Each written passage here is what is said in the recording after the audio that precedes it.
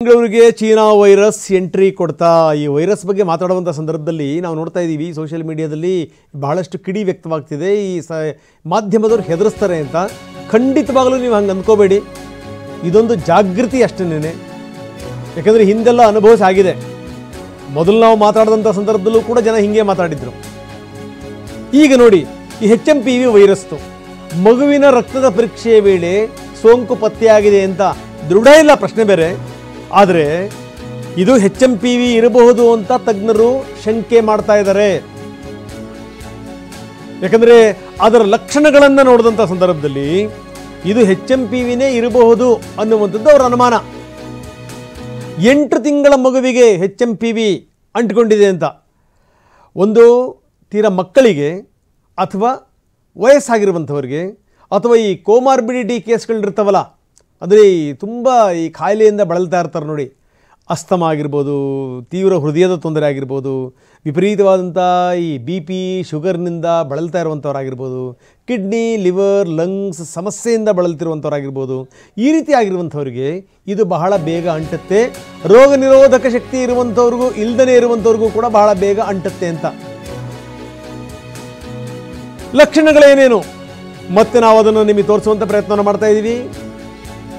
ಉಸಿರಾಟಕ್ಕೆ ತೊಂದರೆ ಆಗುತ್ತೆ, ಉಸಿರು ಹಿಡ್ದಂಗಾಗುತ್ತೆ, ಕೆಮ್ಮು, ಜ್ವರ, ಮೂಗು ಕಟ್ಟೋದು, ಇನ್ನು ಉಸಿರಾಟಕ್ಕೆ ತೊಂದರೆ ಆಗೋದು. ಸೀನೋರೇನು ಅಕ್ಕಪಕ್ಕ ಇರ್ತಾರೆ, ಸ್ವಲ್ಪ ಹುಷಾರಾಗಿರಿ. ಸೀನುವಂಥವರು ಕೂಡ ನಿಮ್ಮ ಗಿರ್ಚೀಫನ್ನು ಮುಖಕ್ಕೆ ಅಡ್ಡಿಟ್ಕೊಂಡು ನೀವು ಸೀನೋದನ್ನು ರೂಢಿ ಮಾಡ್ಕೊಳ್ಳಿ.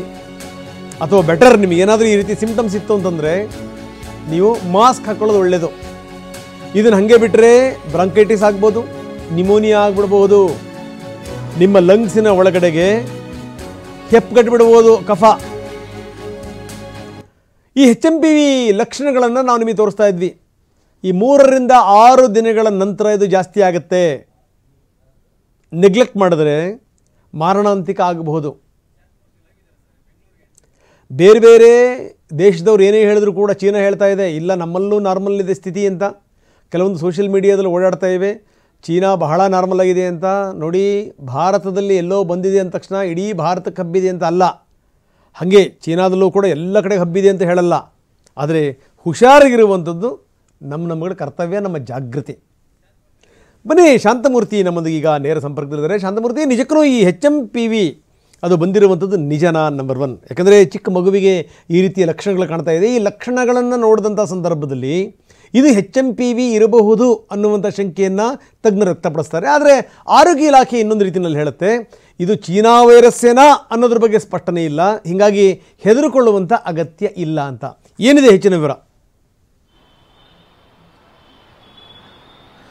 ರಂಗನಾಥ್, ಈಗಾಗಲೇ ಏನು ಕೋವಿಡ್ ಬಳಿಕ ಚೀನಾದಲ್ಲಿ HMPV ವೈರಸ್ನ ಅಬ್ಬರ ಹೆಚ್ಚಾಗಿದೆ. ಈಗ ಭಾರತಕ್ಕೂ ಕೂಡ ಈ ಒಂದು ಸೋಂಕು ಎಂಟ್ರಿ ಕೊಡ್ತಾ ಅನ್ನೋ ಪ್ರಶ್ನೆ ಮೂಡ್ತಾ ಇರುವಂತದ್ದು. ಯಾಕಂದ್ರೆ ಬೆಂಗಳೂರಿನ ಖಾಸಗಿ ಆಸ್ಪತ್ರೆಯಲ್ಲಿ 8 ತಿಂಗಳ ಮಗುವಿನಲ್ಲಿ ಈಗ ಆ ಒಂದು ರೋಗದ ಲಕ್ಷಣಗಳು ಕಾಣಿಸ್ಕೊಂಡಿದೆ. ಇದರಿಂದ ಭಾರತಕ್ಕೂ ಅಂದ್ರೆ ಬೆಂಗಳೂರಿಗೂ ಕೂಡ ಆ ಒಂದು HMPV ವೈರಸ್ ಎಂಟ್ರಿ ಆಗಿದೆಯಾ ಅನ್ನೋ ಸೂಚನೆ ಸಿಗ್ತಾ ಇದೆ. ಇನ್ನು ಆರೋಗ್ಯ ಇಲಾಖೆ ಕೂಡ ಈಗಾಗಲೇ ಆ ವೈರಸ್ನ ಲಕ್ಷಣಗಳು ಕಾಣಿಸ್ಕೊಂಡ ತಕ್ಷಣ ಎಚ್ಚೆತ್ಕೊಂಡಿರುವಂತದ್ದು. ಜೊತೆಗೆ ಕೇಂದ್ರ ಆರೋಗ್ಯ ಇಲಾಖೆಗೂ ಕೂಡ ಮಾಹಿತಿಯನ್ನು ನೀಡುವ ಕೆಲಸವನ್ನ ಮಾಡಿದೆ. ಆದ್ರೆ ಈಗ ಸದ್ಯಕ್ಕೆ ಮಗುವಿನಲ್ಲಿ ಕಾಣಿಸಿಕೊಂಡಿರುವಂತಹ ವೈರಸ್ ಏನಿದೆ, ಇದು ಚೀನಾದಿಂದ ಬಂದಂತ HMPV ವೈರಸ್ ಏನ ಅನ್ನೋದು ಇನ್ನೂ ಕೂಡ ಖಚಿತ ಆಗಿಲ್ಲ. ಈ ಒಂದು ಹಿನ್ನೆಲೆಯಲ್ಲಿ ಆರೋಗ್ಯ ಇಲಾಖೆ ಯಾವುದೇ ರೀತಿಯ ಆತಂಕ ಪಡುವ ಅವಶ್ಯಕತೆ ಇಲ್ಲ ಅಂತ ಹೇಳ್ತಾ ಇದೆ. ಆದ್ರೆ ಎಲ್ಲ ಒಂದ್ ಕಡೆ ಆ ಒಂದು ವೈರಸ್ ಕೂಡ ಕೋವಿಡ್ ನಂತೆಯೇ ತೀವ್ರವಾಗಿ ಹರಡುವುದರಿಂದ ಜನರು ಮುನ್ನೆಚ್ಚರಿಕೆಯನ್ನು ವಹಿಸಬೇಕಾದ ಅಗತ್ಯತೆ ಕೂಡ ಇರುವಂತದ್ದು. ಈಗಾಗಲೇ ಚೀನಾದಲ್ಲಿ ಸಾಕಷ್ಟು ಮಕ್ಕಳಲ್ಲಿ ಈ ಒಂದು ವೈರಸ್ ಕಾಣಿಸ್ಕೊಳ್ತಾ ಇದೆ. ಇದು ಅತಿ ಹೆಚ್ಚಾಗಿ ಮಕ್ಕಳಲ್ಲೇ ಕಾಣಿಸ್ಕೊಳ್ತಾ ಇರುವಂತದ್ದು ಮತ್ತೊಂದು ರೀತಿಯಲ್ಲಿ ಆತಂಕಕ್ಕೆ ಕಾರಣ ಆಗ್ತಾ ಇದೆ. ಸದ್ಯ ಈಗ 8 ತಿಂಗಳ ಮಗುವಿನಲ್ಲಿ ಕಾಣಿಸ್ಕೊಂಡಿರುವಂತಹ ವೈರಸ್ನ ಲಕ್ಷಣಗಳೇನಿದೆ, ಅದು ಈಗ ಚೀನಾದಿಂದ ಬಂದಿರುವಂತಹ ವೈರಸ್ ಅಥವಾ ಸಾಮಾನ್ಯವಾಗಿರುವಂತಹ ಫ್ಲೂ ರೀತಿ ಹರಡಿರ್ಬೋದ ಅನ್ನೋ ಒಂದು ಸಂಖ್ಯೆ ಕೂಡ ವ್ಯಕ್ತ ಆಗ್ತಾ ಇದೆ. ಸದ್ಯ ಈಗ ಆರೋಗ್ಯ ಇಲಾಖೆ ಕೂಡ ಎಲ್ಲ ರೀತಿಯ ಒಂದು ಮಾಹಿತಿಯನ್ನ ಕಲೆ ಹಾಕುವ ಕೆಲಸವನ್ನ ಮಾಡ್ತಾ ಇದೆ. ಜೊತೆಗೆ ಈ ಕೇಂದ್ರ ಆರೋಗ್ಯ ಇಲಾಖೆಯ ಜೊತೆ ಸಂಪರ್ಕವನ್ನ ಸಾಧಿಸುವ ಕೆಲಸವನ್ನ ಕೂಡ ಮಾಡ್ತಾ ಇದೆ. ಒಟ್ಟಿನಲ್ಲಿ ಈ ಒಂದು ವೈರಸ್ನ ಒಂದು ಎಂಟ್ರಿಯಿಂದ ಅಂದ್ರೆ ಈಗ ಕಾಣಿಸ್ಕೊಂಡಿರುವಂತಹ ಸೋಂಕೇನಿದೆ, ಇದರಿಂದ ಭಾರತಕ್ಕೂ ಕೂಡ ಈ ಒಂದು ವೈರಸ್ ಬರುತ್ತಾ ಅನ್ನೋ ಆತಂಕ ಹೆಚ್ಚಾಗ್ತಾ ಇರುವಂತ ಇರುವಂತದ್ದು. ಆದ್ರೆ ವೈದ್ಯರು ಹೇಳ್ತಿರೋ ಪ್ರಕಾರ ಈ ಒಂದು 3 ತಿಂಗಳೇನಿದೆ ಜನವರಿ ಫೆಬ್ರವರಿ ಆ ಒಂದು ತಿಂಗಳಲ್ಲಿ ವೈರಸ್ ಹೆಚ್ಚಾಗಿ ಹರಡುವ ಸಾಧ್ಯತೆ ಕೂಡ ಇದೆ. ಯಾಕಂದ್ರೆ ಒಂದು ವೇಳೆ ಭಾರತಕ್ಕೆ ಅದು ಎಂಟ್ರಿ ಕೊಟ್ಟಿದ್ದೆ ಆದ್ರೆ ಈ ಒಂದು ಚಳಿಗಾಲ ಕೂಡ ಅದಕ್ಕೆ ಒಂದು ಪರಿಣಾಮವನ್ನ ಬೀರುತ್ತೆ. ಜೊತೆಗೆ ಆ ಚಳಿಗಾಲದಲ್ಲಿ ಆ ಒಂದು ವೈರಸ್ ಹೆಚ್ಚಾಗಿ ಹರಡುವ ಸಾಧ್ಯತೆ ಕೂಡ ಇರುತ್ತೆ. ಆದ್ರೆ ಸದ್ಯಕ್ಕೆ ಇದು ಅದೇ ವೈರಸ್ ಅಥವಾ ಬೇರೆ ವೈರಸ್ ಅನ್ನೋದನ್ನ ಇನ್ನಷ್ಟೇ ಖಚಿತಪಡಿಸಬೇಕಿರುವಂತದ್ದು ರಂಗನಾಥ್. ಓಕೆ, ನೀವು ಹಾಗೆ ನೀವು ಸಂಪರ್ಕದಲ್ಲಿರಿ, ಇನ್ನಷ್ಟು ನಿಮ್ಮಿಂದ ವಿವರವನ್ನು ಪಡಿತೀನಿ. ಬನ್ನಿ, ಮತ್ತಷ್ಟು ವಿವರಗಳನ್ನು ನಾವು ನಿಮಗೆ ಕೊಡ್ತಾ ಇದ್ದೀವಿ. ಅಂದರೆ ನೋಡಿ, ಇದು ಬಂದು ಹರಡೋದಕ್ಕಿಂತ ಮೊದಲು ಸ್ವಲ್ಪ ನಾವು ಎಚ್ಚರಿಕೆಯಿಂದ ಇರಬೇಕು ಅಂತ ಅಷ್ಟೇ.